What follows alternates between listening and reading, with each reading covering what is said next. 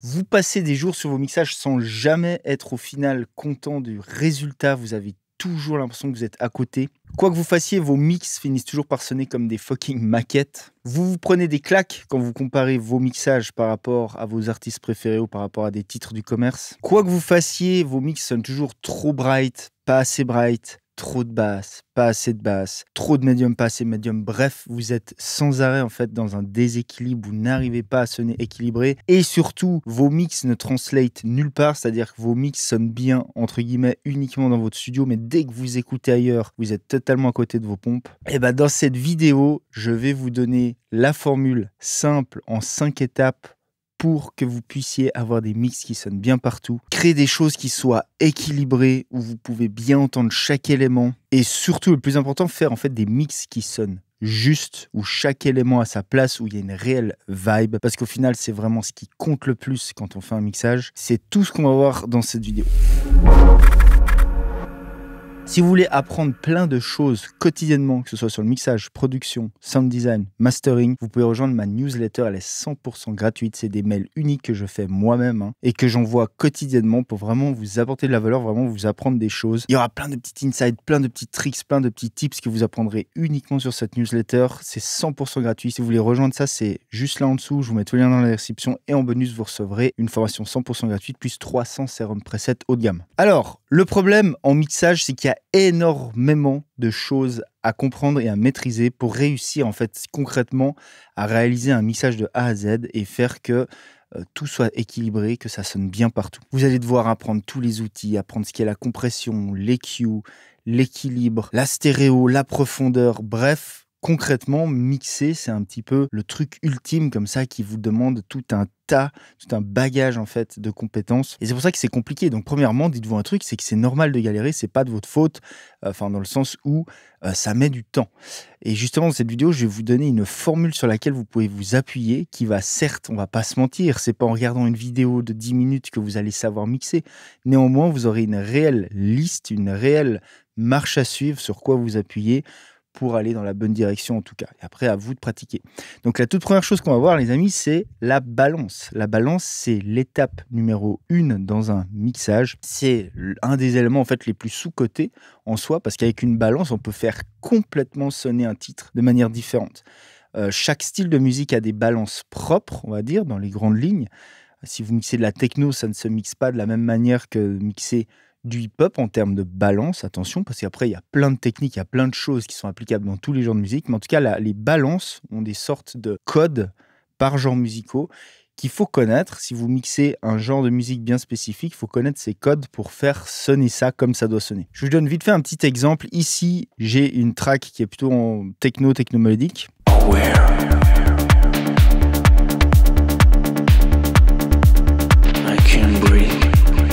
Ok, maintenant, qu'est-ce qui se passe si on commence à changer légèrement la balance? Ne serait-ce que légèrement enlever 1 ou 2 dB sur le kick, peut-être rajouter 1 ou 2 dB sur les drums et peut-être enlever un tout petit peu sur la basse. C'est-à-dire juste légèrement changer la balance. Écoutez ce que ça donne.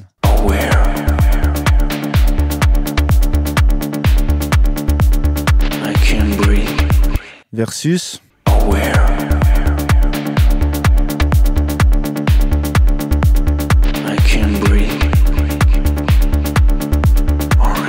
Ce que je veux dire par là, c'est que c'est bête, mais la balance, c'est super important. C'est vraiment, la plupart du temps, quand je vois des erreurs de mix comme ça, assez grossières, chez des étudiants que je coach ou chez même des mix que je reçois à faire au studio, c'est que la première des choses, c'est la balance. Il y a souvent des petites erreurs de balance, genre le kick manque de 1 ou 2 dB. Par exemple, dans ce contexte-là, dans ce genre de track, souvent on manque un petit peu de punch, etc. Les gens se mettent à process leur kick dans tous les sens, équaliser, compresser, transcend designer, tout ce que vous voulez, alors qu'en réalité, il manquait juste peut-être 2 dB sur le kick. Vous voyez ce que je veux dire? Donc, fondamentalement, la balance, c'est un élément du mix qui est la clé, c'est la fondation d'un mix en réalité. Les gens, de manière générale, sous-estiment ça. C'est-à-dire qu'en général, ils font une balance à la va-vite au début et ensuite, ils se mettent à process. Alors qu'en réalité, la balance, elle se fait certes rapidement au début, mais il va falloir souvent l'ajuster tout du long. Et souvent, la solution, quand on a un élément soit qu'on n'entend pas bien, soit qui est un petit peu enterrée dans le mix, etc. C'est juste déjà, la première des solutions en tout cas à essayer, c'est juste de la mettre un peu plus fort, c'est-à-dire de changer un petit peu la balance, voir comment ça réagit. Et en fonction de ça marche pas. À partir de là, on peut commencer à se dire, OK, on va appliquer un traitement ou pas. Mais fondamentalement, voilà, la balance, c'est le premier point sur lequel vous calquez. Ce que vous pouvez faire dans l'ordre, c'est être sûr d'avoir une balance qui colle à ce que vous mixez, c'est-à-dire que d'avoir une balance qui est juste, tout simplement par rapport au genre de musique que vous mixez. La deuxième partie, c'est entre guillemets le gain staging. Je mets des gros guillemets, je ne veux pas rentrer deep dans cette vidéo-là sur le gain staging parce que j'ai déjà fait plein de vidéos là-dessus. Je vais faire mes autres vidéos, vous allez chercher sur le channel, vous mettez gain staging Strobe Studio, vous trouverez. Mais fondamentalement, c'est quand même important quand je parle d'avoir un bon gain staging, c'est-à-dire de simplement gérer ces niveaux, de ne pas arriver dans le master avec 14 dB en trop, etc., etc. C'est aussi au tout début, quand on fait sa balance, qu'on gère un petit peu tout ça, on s'assure d'avoir des bonnes bases correctes. Une autre bonne technique que je peux vous donner en termes de balance, c'est de créer ce que j'appelle un ancrage. C'est d'appliquer la technique de l'ancrage. Un ancrage, c'est quoi? Dans votre track, hiérarchiser en fait tous vos éléments. Quand je parle d'éléments, si on prenait ce titre, on pourrait dire kick, basse, les drums, la voix, le synthé, admettons. On a 5 éléments, ok, pour simplifier. Et on hiérarchise ces éléments. On se dit, ok, quel élément le plus important du mix? Le number one. Ici, dans cette track-là, c'est kick basse, en vrai. Pourquoi? Parce que si j'enlève le kick et la basse, en fait, j'ai plus rien. J'ai plus rien pour danser, c'est vraiment la fondation. Alors que si on laisse que kick basse, en réalité, ça suffit pour faire bouger les gens. Donc c'est l'élément le plus important. Donc à partir de là, vous trouvez cet élément-là. Ça peut changer suivant le style de musique dans lequel vous êtes, bien entendu. Si on mixe du hip-hop ou si on mixe du rock, c'est généralement pas le même ancrage, mais on trouve l'élément le plus important et on commence par ça. On ouvre ça en premier. Et ensuite, on monte notre balance à partir de l'ancrage. Et on va dans l'ordre d'importance. On commence par le plus important. Ensuite, on ouvre le deuxième élément le plus important, le troisième, etc. jusqu'à que tout notre mix soit là. Et vous allez voir que comme ça, naturellement, vous allez faire des balances qui sont beaucoup plus justes globalement. Et surtout, vous travaillez dans l'ordre d'importance. Vous laissez d'abord la place aux éléments qu'on a le plus besoin. Inclus dans la balance, bien sûr, donc c'est les niveaux de fader, c'est les niveaux de chaque piste, les unes par rapport aux autres, et aussi les pannes. Tout ce qui est panne, c'est inclus dans la balance. C'est-à-dire qu'en faisant du panne, on va changer la balance, on va créer comme ça notre premier équilibre, notre premier rough mix, entre guillemets. C'est comme ça qu'on pose les bases du mixage. Premier élément, les gars, la balance. Concentrez-vous là-dessus, faites-le bien. Passez du temps à peaufiner votre balance. Le but de la balance, c'est aussi, en quelque sorte, de faire une sorte de stress test sur le mix. C'est-à-dire, le but, quand on fait une balance, c'est juste faire du fader, du panne, placer nos éléments correctement, comme je viens de vous expliquer, et de voir comment le mix réagit, sans commencer à process. Il va y avoir des cas, certains mix, si c'est très bien produit, une bonne balance, en général, fait déjà 90% du taf. Vraiment.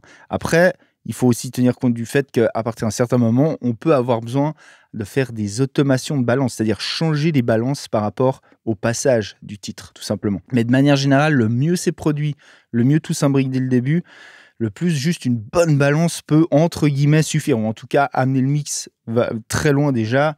Allez, 85-90%. Le reste va être des petits peaufinages et petits détails, etc. Et il va y avoir d'autres cas, bien sûr, où juste de faire la balance va révéler les problèmes. C'est-à-dire qu'en faisant une balance, on va se rendre compte que certains éléments, on n'arrive pas à réellement bien les placer. Genre, vous mettez un élément, alors ça peut être un exemple classique avec la voix et tout le reste, par exemple de la musique, où la voix et un synthé, ou la voix et les guitares, etc. Vous placez les guitares, par exemple, vous placez la voix, et vous vous rendez compte qu'il y a la voix, je dois la mettre quand même assez fort pour bien la percevoir, et dès que la voix est à peu près placée, les guitares, en fait, je les perçois plus bien. Donc vous allez vous dire, ok, je remonte un peu les guitares, du coup, je reperçois plus bien la voix. Et puis du coup, globalement, guitare-voix sont trop forts par rapport à tout le reste. Vous voyez ce que je veux dire? Ce genre de choses, ça indique qu'il y a clairement là, pour le coup, du process à faire. Et quand je vous dis qu'il faut vous concentrer d'abord sur les éléments les plus importants, c'est exactement pour ça. Parce que concrètement, vous allez trouver en tout premier les plus gros problèmes de votre mix et vous concentrer en tout premier là-dessus. C'est le truc, c'est le 80-20 du mixage. C'est comme ça que vous allez régler rapidement les gros problèmes et rapidement faire monter votre mixage à un niveau supérieur. La deuxième étape, les amis, c'est la dynamique. Dans un mixage, la dynamique, c'est super important parce que c'est ce qui fait que, dans un sens, vous pouvez déjà placer des sources dans votre mix. Il faut comprendre un truc, c'est que la dynamique nous donne plusieurs informations quand on écoute une source. Une source qui a beaucoup de dynamique, qui a beaucoup de transients, nous paraîtra être souvent plus proche de nous, VS, une source qui est plus écrasée, qui a moins de dynamique. Pour les plus débutants d'entre vous, la dynamique, quand je parle de dynamique, c'est la microdynamique, c'est ce qu'on appelle les variations d'amplitude entre les passages les moins forts et les plus forts, mais sur des courts instants. Hein, okay, parce qu'on peut aussi parler de macro-dynamique, c'est-à-dire la dynamique globalement sur des plus longs temps. Ici, on parle vraiment des micro-dynamiques. Et gérer les micro-dynamiques peut vraiment vous aider déjà à placer vos sources dans le mix. Je peux vous donner un exemple assez simple de ça. Si on se concentre ici sur le hi-hat, ici. Ok, ce hi-hat, vous pouvez voir ici que je l'ai traité de plusieurs manières par rapport à son transient, hein, par rapport à sa dynamique concrètement. Donc maintenant, ce qu'on peut voir, c'est que par exemple ici, je cut vraiment le transient, mais que dans les extrêmes aigus, et ensuite je rajoute globalement partout. Donc d'une certaine manière, comme ça, je le shape un petit peu, je donne une forme en dynamique là où je veux qu'il tape. Ce transient, je veux dans le mix qu'il soit vraiment in your face, qu'il soit au premier plan, entre guillemets, qui est en gros kick, hat, c'est un petit peu les deux éléments rythmiques qui jouent en contre-temps, donc on veut vraiment avoir ce hat qui soit assez devant. Si on cassait ce transient, ce que je peux faire ici, c'est ouvrir un nouveau spiff. Donc spiff, pour ceux qui ne connaîtraient pas, c'est un transient designer. On peut simplement cutter ici de manière très simple. Et vous allez voir, là, il est à 0, donc il ne se passe rien, mais vous allez voir que je vais gentiment cutter le transient du hat, et ce que je veux que vous écoutiez, sur quoi je veux que vous tendiez l'oreille, c'est à quel plan sonore il se trouve. Quand il aura tout le transient, vous allez voir qu'on le retrouve vraiment devant, et quand on lui cut le transient, on va avoir l'impression qu'il recule dans le mix. C'est dû à deux phénomènes, c'est qu'on réduit sa dynamique, mais aussi on réduit en fait son volume perçu fondamentalement, parce que d'une certaine manière, là, on le compresse. Hein. Lui, c'est un transient designer, mais ça va agir en gros, dans les grandes lignes, comme un compresseur. Alors, écoutez bien, on commence sans process et je vais monter ça, ça va gentiment cutter le transient.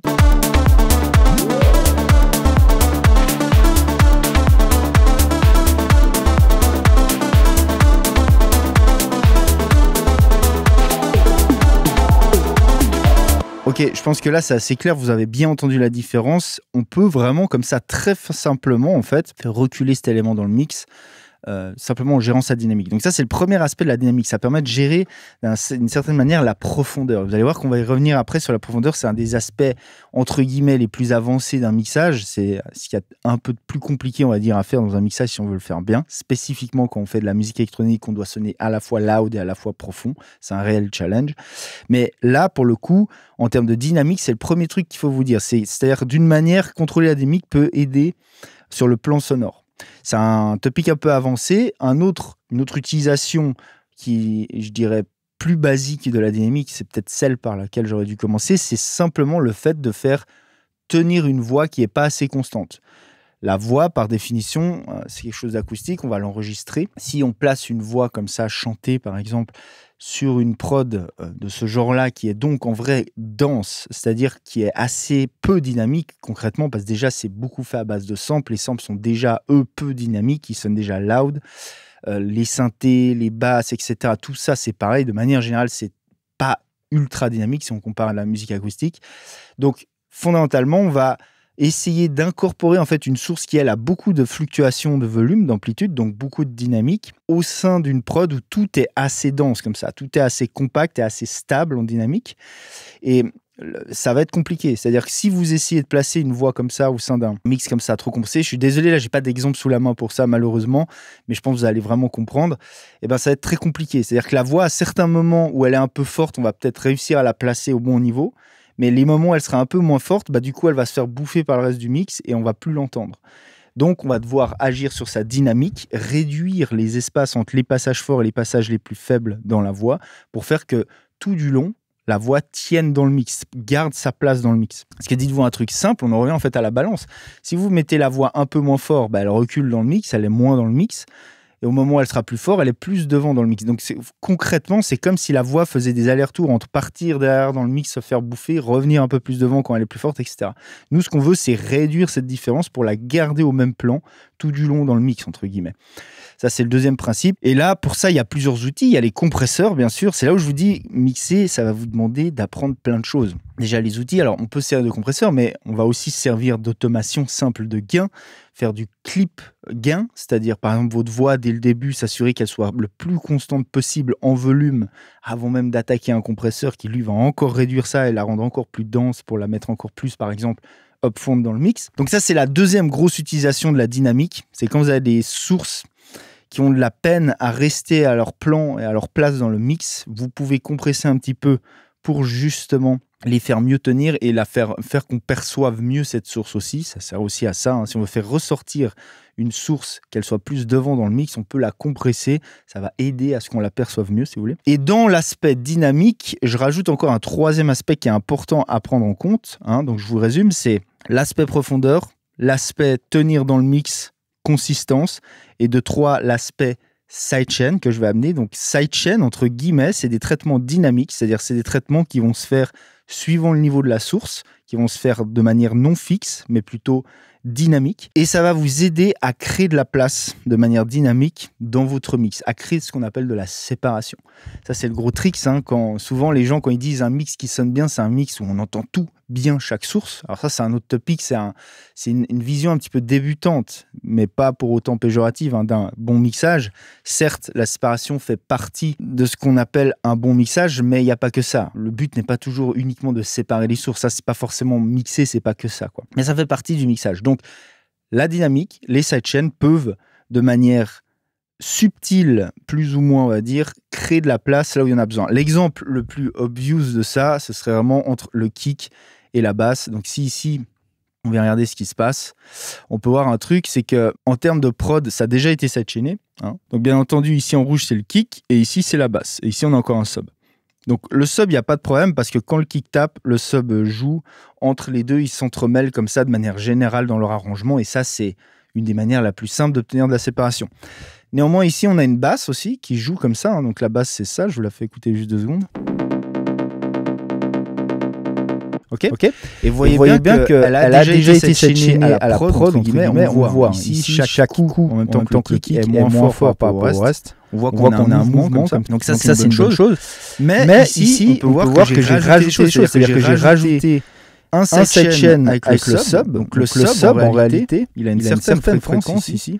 Et il va venir cutter ici cette basse uniquement ici. Si on regarde.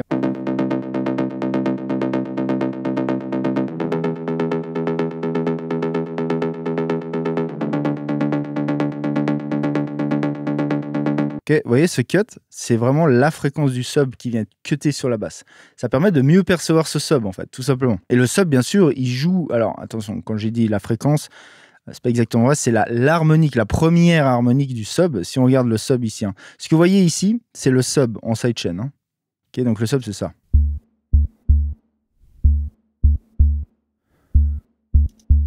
Donc en gros, ce sub, c'est une grosse fondamentale qui vit ici et on a la première harmonique qui est là. Et cette première harmonique, qui est assez forte et qui est importante, elle venait un peu clasher avec la basse qui est là. Voilà pourquoi il y a ce sub qui est là. Bien entendu, la basse aussi ici, elle est filtrée. Donc de manière assez abrupte, assez haute en réalité. Et ça, c'est pour une raison esthétique simplement. C'est un choix de mix si vous voulez. Mais c'est un bon exemple du sidechain. Ensuite, il y a un autre exemple, c'est... Ici, vous avez simplement un vrai sidechain. Donc là, c'est vraiment quand le kick tape, ça va venir enlever du volume que ça sur la basse.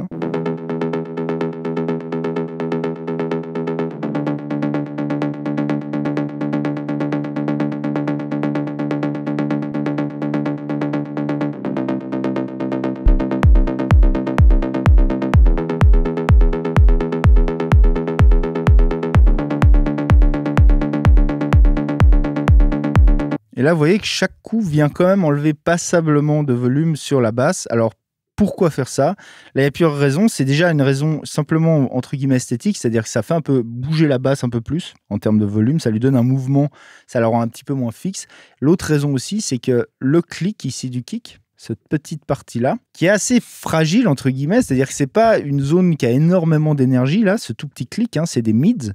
Il a besoin de place pour qu'on le perçoive au travers de tout le mix. Et ce sidechain, il est là pour ça. C'est-à-dire que concrètement, là, il vient baisser ici la basse quand le kick tape, et ça fait surtout de la place à ce petit clic, à ce petit tic du kick. D'accord?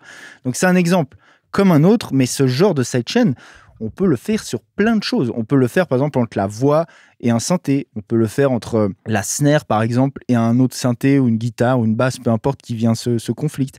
Dès le moment où, en fait, vous avez des conflits de fréquences, ce qu'on appelle un conflit de fréquences, c'est simplement qu'on a deux zones de fréquences qui se superposent et qu'on a de la peine à séparer. C'est-à-dire que, fondamentalement, c'est soit on entend l'une, soit on entend l'autre. Le sidechain peut régler le problème. C'est-à-dire que quand, par exemple, ma snare joue uniquement, on va venir docker le reste, couper le reste et du coup, au moment même de la snare, on la perçoit bien, on la sépare du reste. Ok.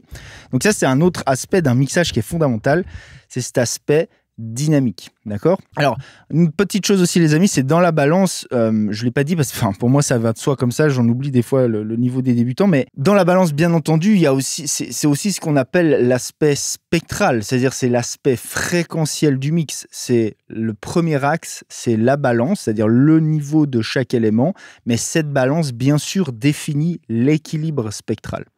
Je vous donne un petit trick ici, si vous voulez vraiment vous aider d'un outil peut grandement vous aider. Vous avez ce qu'on appelle Tonal Balance Control. C'est un outil qui permet de vous donner justement la balance entre guillemets tonale de votre mix. Ça vous donne de manière très simple une répartition des fréquences.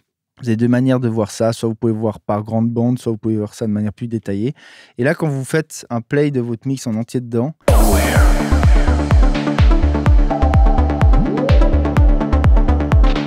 vous pouvez voir où vous en êtes. Et là, par exemple, vous voyez qu'il me dit que je suis un peu limite, j'ai beaucoup de basses, beaucoup de cette région-là. C'est parce que j'ai pas encore les éléments aigus qui jouent. Hein. Donc, bien sûr, avec ce genre d'outil, il faut faire gaffe, il faut se mettre un peu là où on a tout qui joue.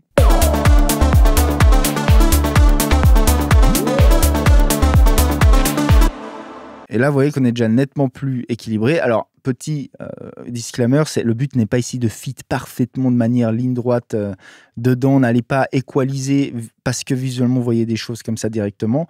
Ça vous donne par contre une bonne idée. Est-ce que vous êtes globalement plus ou moins équilibré? Et si potentiellement, il peut y avoir certaines zones qui se stack un peu trop. Si vous voyez ici une grosse bosse, ici, il y a forte chance pour qu'il y ait beaucoup d'éléments qui contiennent beaucoup de cette région et qu'il faille de manière générale nettoyer et équilibrer cette zone. Vous voyez ce que je veux dire? Mais ça fait partie intimement de la balance. Pourquoi? Tout simplement parce que la balance, vous jouez avec les éléments que vous avez.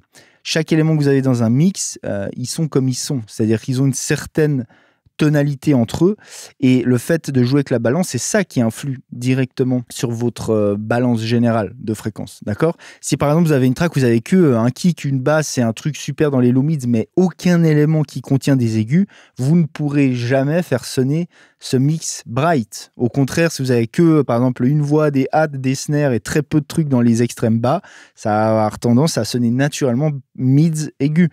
Et c'est normal. Et après, ça, c'est des choix artistiques. D'accord? Il faut tenir compte de ça. Donc après, voilà, ces outils-là peuvent vous aider. Et je voulais juste faire un petit complément par rapport à la balance parce que c'est important. Troisième étape, les amis, c'est la stéréo. Ce que j'appelle stéréo, c'est-à-dire, tout simplement, imaginez-vous un truc. Quand vous fermez les yeux et que vous écoutez votre musique, est-ce que vous voyez quelque chose? Est-ce que vous voyez un paysage en termes de stéréo, hein, en termes de répartition? Est-ce que vous voyez une image comme ça, avec des éléments qui sont et qui remplissent comme ça tout le paysage stéréophonique? Si vous avez l'impression, quand vous fermez les yeux, que tout est centré, tout vient du même endroit, c'est qu'il y a très certainement et probablement plein de choses à faire pour ça. Alors attention, c'est pas une obligation. Encore une fois, le mixage, c'est très subjectif, c'est un art, c'est relié au goût et aux couleurs, mais c'est quand même une indication que vous avez en tout cas de la place en stéréo pour jouer, pour créer quelque chose. Donc qu'est-ce que ça veut dire? Ça veut dire utiliser le pan, tout simplement déjà, hein, placer des sources simplement dans votre espace stéréo. À quoi ça peut servir? À plein de choses. Ça peut être juste des choix artistiques, ça peut aussi être tout simplement une manière de créer de la séparation. C'est une manière super facile de séparer des sources. Si vous avez deux synthés qui se confliquent l'un l'autre, vous avez de la peine à les entendre les deux séparément. La manière la plus extrême et la plus simple et rapide de les séparer, c'est d'en panner un à gauche et un à droite. Et là, vous allez voir que tout de suite, bam, on les perçoit les deux beaucoup mieux. D'accord? C'est un exemple extrême, ça ne veut pas dire qu'il faut faire ça tout le temps, mais c'est que vous compreniez le principe. C'est une des utilisations de la stéréo, c'est séparer les éléments. Un autre, c'est simplement créer quelque chose qui est joli, qui joue, qui a une histoire, si vous voulez. Si on regarde, par exemple, ici, mon groupe de drums, hein, je me mets à l'élément où il y a un peu de tout. Ici, je vous ai ouvert Imager, que vous puissiez visuellement voir ce qui se passe en même temps que vous l'écoutiez, mais écoutez-le aussi avec un casque ou sur des enceintes, idéalement.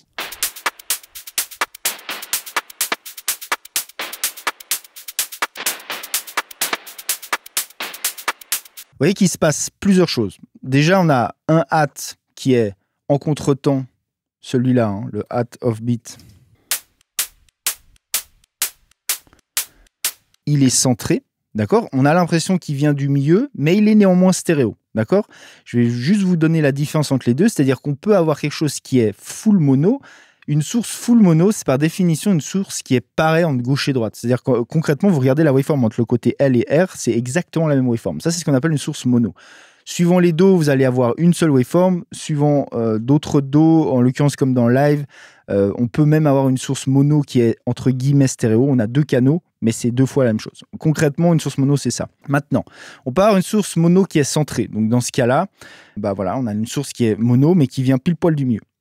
Mais on peut avoir une source mono qui est panée. Si maintenant je prends cette source qui est mono et je la panne comme ça, d'un côté, elle est toujours mono concrètement. C'est-à-dire c'est toujours une source simplement mono qui vient juste d'un côté, d'accord ? Techniquement derrière, ça devient du stéréo parce qu'en fait notre master, si vous voulez, c'est on mixe sur 2 enceintes, L et R. Donc dès le moment où je panne comme ça, je crée une différence entre gauche et droite, de niveau là, uniquement avec du pan. Donc c'est techniquement de la stéréo, mais en réalité, si vous voulez, mon élément, c'est juste un élément mono qui a été panné. On peut avoir, à contrario, une source qui est stéréo.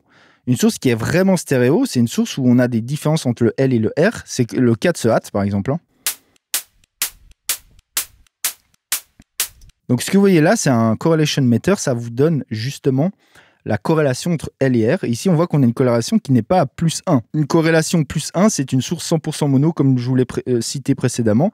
Ici, on est légèrement stéréo. On n'a pas exactement le même fichier audio entre gauche et droite. On a des différences entre gauche et droite, qui sont autres que des simples différences de gain. Donc ici, on a une source qui est stéréo. En fait, au lieu qu'elle soit centrée comme ça, elle est comme ça. Mais elle est quand même centrée. Elle vient quand même du centre. On n'a pas l'impression qu'elle vienne d'un côté ou de l'autre. D'accord ? Ensuite, ici, on a des hats, enfin shakers.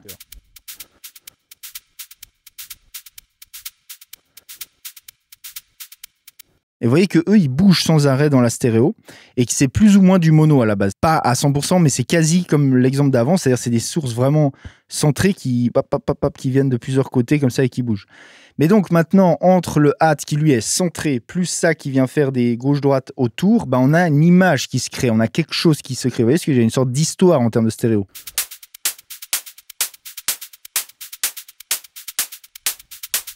Ok ? Et là-dessus, on rajoute le clap. Alors le clap, on peut le regarder.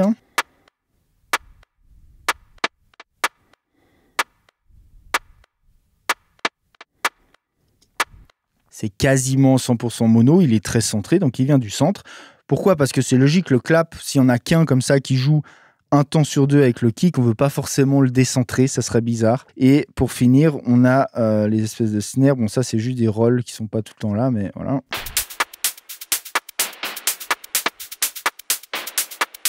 Et ça, pour le coup, c'est super stéréo. Donc en fait, on se retrouve comme ça, vous voyez, avec quelque chose qui est concrètement imagé. Quand on ferme les yeux, maintenant, on peut s'imaginer comme ça, ce hat au milieu, avec le clap qui est au milieu, plus les petits shakers qui bougent aux alentours, plus ce truc très large comme ça. Et ça crée en fait un espace stéréo. Ça crée un stage stéréophonique, comme on dit. Donc ici, je vous ai montré ça juste avec les drums, mais concrètement, dans votre mix, vous devez réfléchir comme ça. C'est un des axes d'un mixage, c'est la stéréo. Qu'est-ce que vous faites en stéréo ? Vous avez donc le côté gauche-droite et vous avez le côté MS. Le côté MS, vous pouvez voir ça comme full mono, centré ou pané, ou une source qui est vraiment stéréo, qui, elle, peut aussi être panée. Attention, quelque chose de stéréo, c'est pas forcément placé comme ça, centré. Ça peut être comme ça, ça peut être comme ça, ça peut être comme ça. Vous voyez ce que je veux dire ? Le principe, il est là, c'est de créer quelque chose qui se passe, de créer une image. Et ça va avoir plusieurs aspects.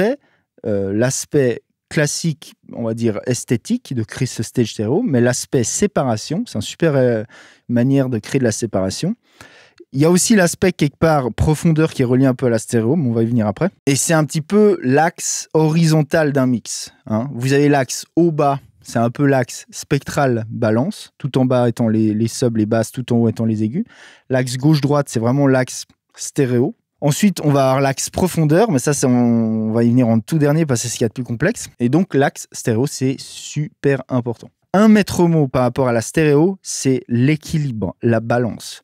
Vous devez imager ça comme une sorte de balance. Vous ne pouvez pas placer 4 éléments à gauche et un seul à droite. Sinon, votre mix va être comme ça et du coup, on aura l'impression que le son vient plus d'un côté que de l'autre. On ne veut pas ça.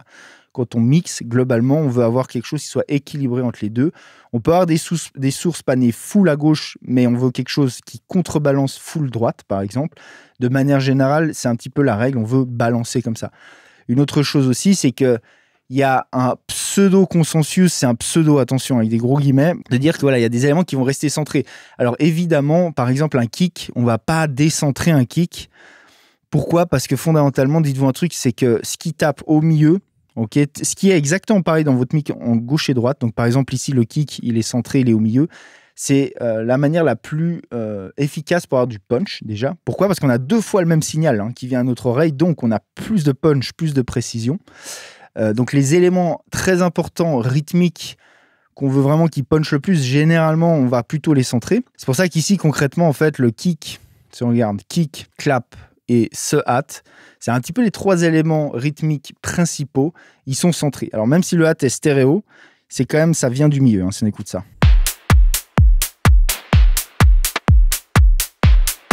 Ok, si maintenant je me mettais à faire ça, genre à panner le clap. Vous voyez ce que je veux dire? On perd quelque chose, c'est dérangeant, quoi. On veut ce truc, on veut les éléments importants plutôt étant centrés. C'est un choix esthétique, mais c'est aussi un choix technique, dans le sens où c'est comme ça qu'on a un maximum de punch et d'impact. Globalement, les basses, les subs, on peut s'amuser à les panner. Le problème n'est pas forcément là aujourd'hui, en 2025. Vous allez voir plein de gens sur Internet qui vous disent « faut jamais mettre en stéréo des basses, etc. » C'est pas réellement vrai. On peut faire de la stéréo dans les basses. À partir d'une certaine fréquence, je dirais en dessous de 180 Hz, à partir de là et en dessous, ça ne sert pas réellement à grand chose de faire la stéréo pour une simple et bonne raison, c'est qu'on ne va pas percevoir la différence. Les longueurs d'onde sont trop longues, c'est un petit peu trop technique pour les plus débutants d'entre vous, bien que c'est les fondamentaux de l'audio, hein, les longueurs d'onde. Vu que les longueurs d'onde sont très longues, en fait, on a de la peine à capter les différences entre gauche-droite. Du coup, en dessous, je dirais, allez, pour faire simple, de 100 Hz, ça ne sert à rien d'essayer de panner ça ou même de faire des trucs stéréo parce qu'il n'y aura quasi pas de différence. La seule différence, c'est peut-être, par contre, vous pouvez perdre de l'impact.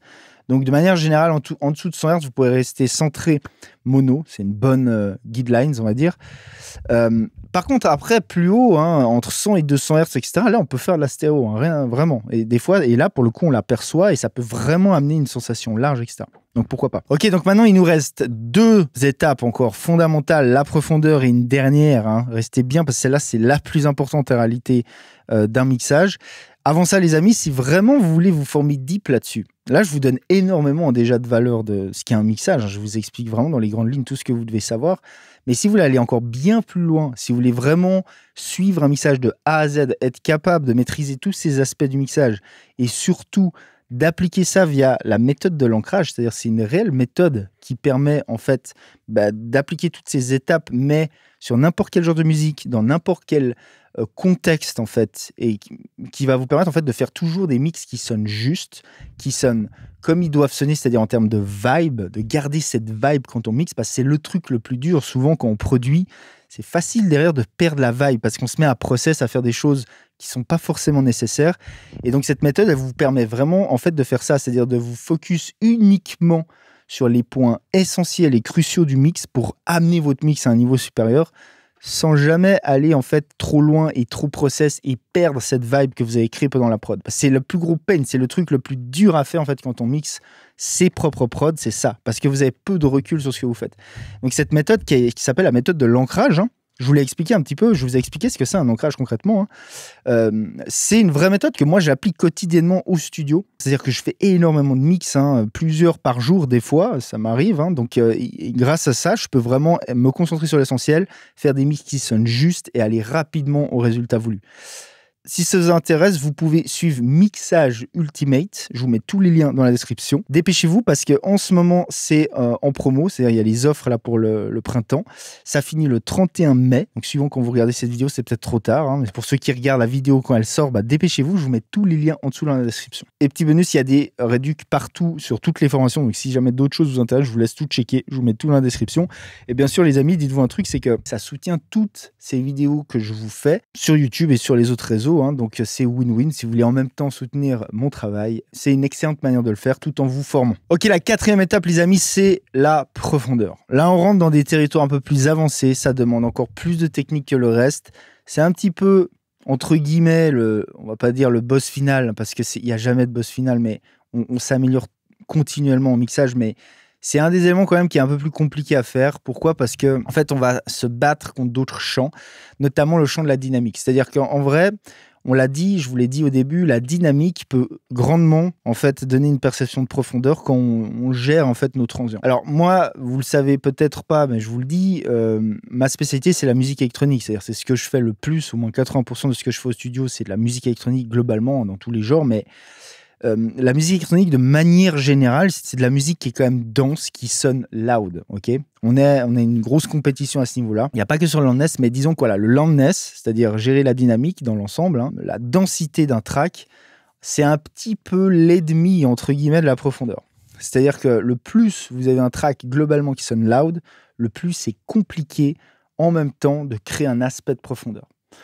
Pour une simple et bonne raison, c'est que quand tout est très dense et très, entre guillemets, écrasé, le terme n'est pas vraiment écrasé, si on le fait bien, ça sonne pas écrasé, mais vous voyez ce que je veux dire, le plus on réduit la dynamique, le plus c'est compliqué en fait de faire sonner les choses comme étant derrière. Donc, en fait, pour comprendre vraiment la profondeur, il y a 3 gros aspects. Le premier étant la dynamique, je vous l'ai déjà expliqué. Les transients, de manière générale, spécifiquement dans les hautes fréquences, vont vraiment donner une sensation de distance. C'est-à-dire, le plus on aura beaucoup de transients, le plus on aura de dynamique spécifiquement dans les hautes fréquences, le plus la source va nous paraître être très devant. Pensez tout simplement à un truc tout bête. Si vous avez quelqu'un qui vous susurre des mots à l'oreille comme ça, très près en mode ASMR, vous avez très fort en fait les petits transients très aigus. Et c'est ça précisément, plus le fait aussi qu'on ait du volume fort, mais c'est précisément ces tout petits transients très précis, très aigus, qu'on a très fort dans l'oreille, qui nous donne cette sensation de distance très réduite, quoi. Okay. Au contraire, si maintenant vous prenez quelqu'un qui fait de l'ASMR, vous cuttez les aigus un peu, vous enlevez les extrêmes aigus, vous allez voir que tout de suite, ça recule. Okay. Donc en fait, d'un aspect, il y a le côté fréquentiel. Bien entendu, les hautes fréquences, le plus on en a, le plus ça nous paraît proche. Tout simplement pourquoi ? Parce que dans la vraie vie, c'est ce qui se passe. Dans la vraie vie, en fait, il y a vraiment, faut imaginer ça comme ça. Vous mettez quelqu'un qui vous parle à 30 cm de vous, vs cette même personne qui vous parle à 10 mètres, qui dit exactement la même chose à la même amplitude. Bah, qu'est-ce qui se passe ? Concrètement, vous aurez moins d'aigus. Pourquoi ? Parce que les aigus vont moins loin. Ils ont moins d'énergie que les basses fréquences. Les basses fréquences, globalement, vont plus loin dans l'air, ont plus d'énergie. Donc, le plus on s'éloigne, le moins on a d'aigus, tout simplement. Ça, c'est le premier aspect, c'est l'aspect fréquentiel. Donc pour ça, très simplement, vous pouvez faire reculer des sources en enlevant des aigus. Ensuite, on a l'aspect transitoire, entre guillemets, mais qui est très relié à l'aspect aigu, parce que généralement, les transients vivent dans les aigus. Si vous enlevez des aigus, vous enlevez des transients et inversement, quoi. Ok ? Mais ça fait partie aussi de ce plan sonore. Typiquement, dans des drums, en fait, si vous voulez faire... Si on reprend notre groupe de drums, là.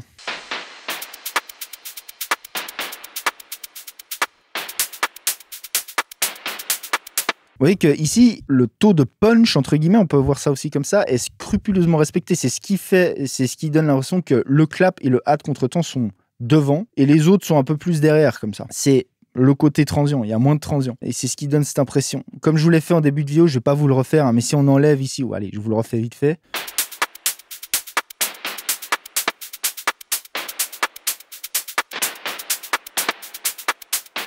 Vous voyez, comme ça, du coup, les shakers ici paraissent être devant le hat de contretemps, du coup. Parce que d'une part, je réduis son transient, d'autre part, je réduis aussi son volume globalement, parce que le transient, c'est ce qu'il y a de plus fort, on le réduit, donc globalement, on réduit aussi le volume de la source. Hein. D'accord ? Et ça, c'est le troisième aspect. Enfin, il y en a 4 en réalité, mais le troisième aspect, c'est simplement le niveau. Hein. Le plus une source recule, le moins elle est forte. Donc, en fait, déjà, en gérant l'aspect dynamique d'une source, en gérant son aspect fréquentiel et en gérant son volume, vous pouvez déjà juste comme ça créer des plans sonores, que ce soit sur vos drums ou n'importe quel autre élément. Il y a un quatrième aspect qui est très important, c'est l'aspect room acoustique qu'on a autour de la source. Pourquoi c'est très important ? Parce que dans la vraie vie, on n'entend jamais rien. Écoutez bien, je répète, on n'entend jamais rien sans acoustique autour. Jamais, jamais. Ça n'existe pas dans la vraie vie. Où que vous soyez, vous entendez toujours une acoustique. Alors notre cerveau, il est très fort pour dissocier en fait les deux. C'est-à-dire qu'on n'a pas toujours l'impression d'entendre une acoustique. Quand vous parlez dans une pièce, normalement, vous n'entendez pas vraiment, vous n'êtes pas vraiment conscient genre de la réverb, quelle qu'elle soit autour, ou de la pièce qui est autour. Mais fondamentalement, elle est toujours là. Et c'est pour ça que quand vous placez un micro, hein, que vous enregistrez n'importe quelle source, quand vous écoutez cette prise, là, d'un coup, waouh, l'acoustique, elle vous ressort aux oreilles. Là, putain, mais il y a une réverb, il y a un truc. Vous voyez ce que je veux dire ? C'est parce que quand notre oreille, en fait, notre cerveau est habitué à disséquer ça et à, entre guillemets, ignorer cet aspect acoustique, néanmoins, on s'en sert tout le temps pour localiser des sources. Donc, localiser, ça peut être stéréo, mais ça peut aussi être en profondeur.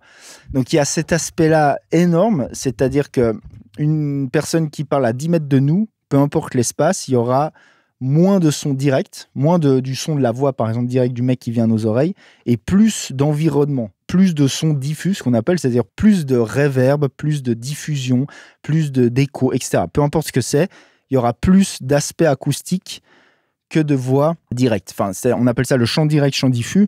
Donc en gros, le plus on recule, le plus le ratio chant direct diminue, le plus le chant diffus augmente. Okay, et ça, c'est un énorme aspect pour localiser les sources. Et comment on fait ça dans un mix? Tout simplement en jouant avec des effets temporels qui créent des espaces acoustiques autour de nos sources.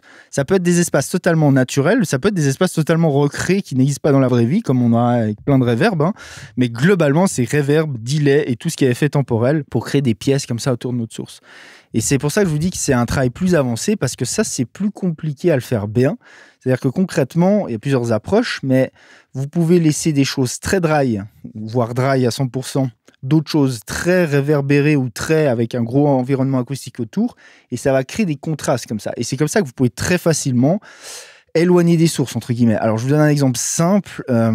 Ici, par exemple, si on prend cette source-là,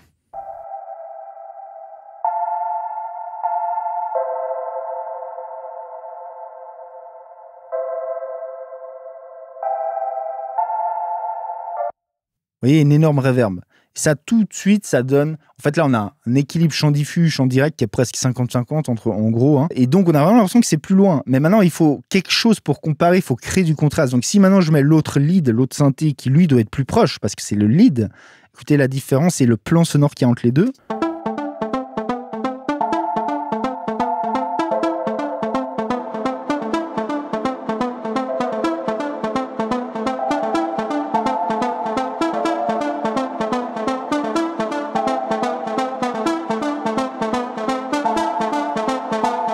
Vous voyez le délire?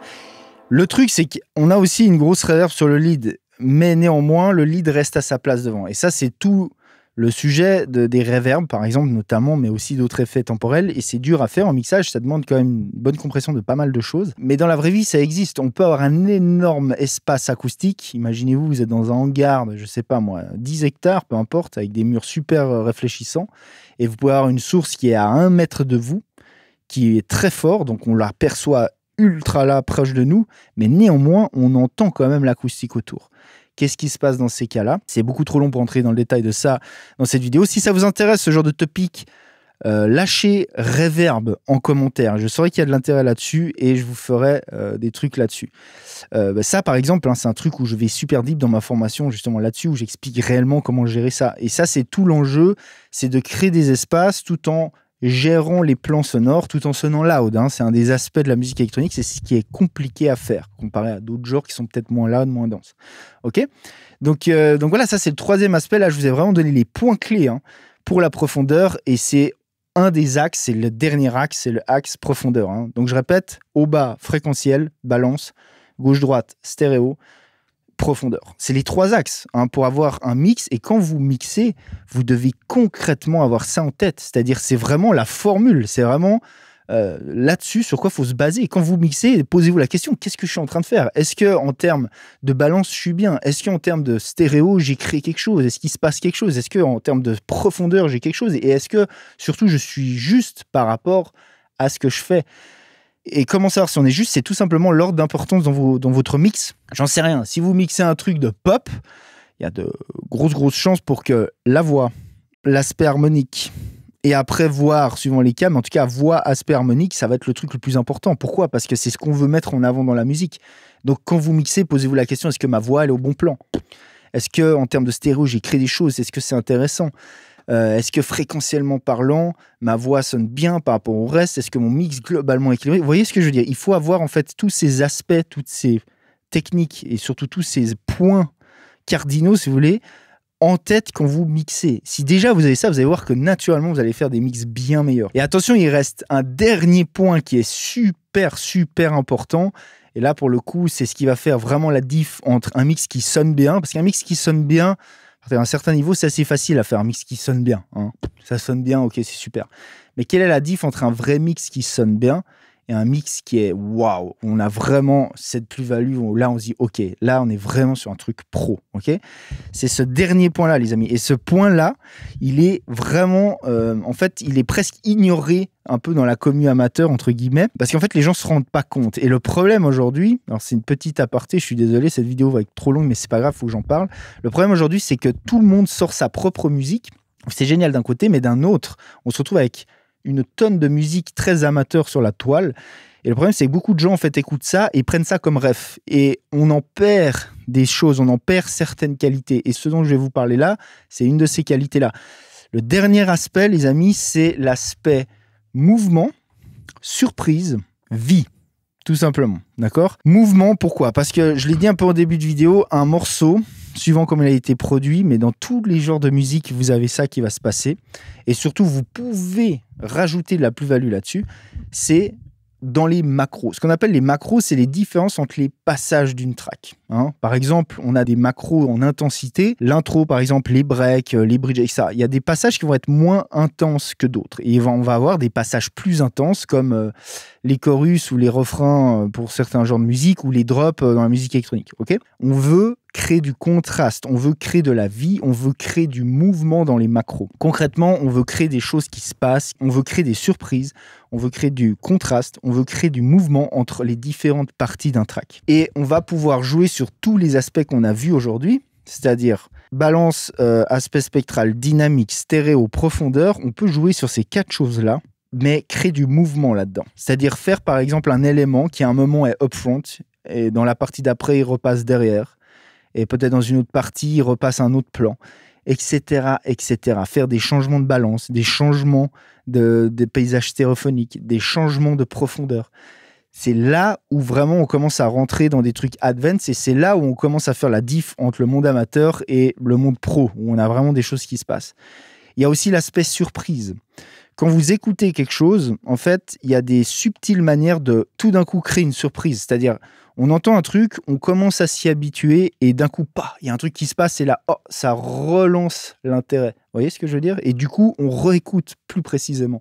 Et là, on peut emmener l'auditeur sur un autre truc. Vous voyez ce que je veux dire? Ça, c'est des aspects ultra importants qui se perdent malheureusement dans la musique aujourd'hui. Alors, il y en a encore plein, il y a encore plein de trucs, bien heureusement, qui sont super bien faits. Mais il y a quand même une partie de la musique, je trouve, qui est maintenant qui passe plus forcément par des professionnels où tout le monde fait tout soi-même, ce qui est d'un côté génial, hein, mais d'un autre, en fait, il y a des choses comme ça avancées qui se perdent et c'est moins intéressant. Et quand on est conscient de ces trucs-là, quand on connaît ces trucs-là et qu'on est habitué à se faire surprendre, qu'on est habitué à des choses qui bougent, à du mouvement, à du contraste, je suis dans le regret de vous annoncer que quand vous entendez quelque chose qui, en fait, oui, certes, sonne bien, mais c'est flat, c'est-à-dire que c'est tout le long pareil. Tout le long, on a la même balance. Tout le long, on a le même équilibre. Tout le long, on a le même truc stéréo. En fait, c'est chiant. C'est-à-dire qu'il n'y a aucune surprise. On écoute 10 secondes du track et OK, on a le truc, on a le plan sonore, etc. Et il ne se passe rien d'autre. Et du coup, ça se repose uniquement sur l'aspect composition pure, ce qui est déjà très bien en soi, mais vous voyez ce que je veux dire. Donc, il faut clairement, quand vous mixez, mettre ces choses-là en place. Alors, je ne vais pas rentrer trop dans les détails de tout ça, mais ça passe par de l'automation à fond, ça passe par simplement des contrastes, de l'automation sur des masters, sur des bus, etc. C'est tous des trucs bien plus avancés, je ne vais pas rentrer trop en détail là-dedans. Pareil, si ça vous intéresse, mettez mouvement, voilà, en commentaire, et les gars, je vous ferai vraiment du content là-dessus si ça vous intéresse. Par contre, c'est vraiment du content qui est beaucoup plus, on va dire, avancé, quoi. Donc, il va vous falloir vraiment beaucoup de notions techniques déjà, une maîtrise de plein d'outils pour en arriver là, quoi. Si vous n'en êtes pas là, bien sûr, concentrez-vous sur les bases qu'on a vues aujourd'hui. Essayez d'appliquer ça, appliquez cette méthode de l'ancrage et vous allez voir que vous pourrez déjà faire des mix qui sonnent beaucoup mieux que ce que vous faisiez avant. Le simple fait d'être conscient de ces choses-là, si vous les appliquez, je vous garantis que vous aurez des résultats supérieurs. Donc voilà, si vous voulez aller plus loin là-dedans, vous voulez vraiment vous former, Mixage Ultimate, c'est encore en offre suivant quand vous regardez cette vidéo. Je vous mets tous les liens dans la description. Si vous voulez d'autres vidéos sur ces aspects-là, sur la séparation, sur le mixage, je vous propose cette playlist. Les gens, c'était Igor Studio. Je vous dis à plus. Ciao.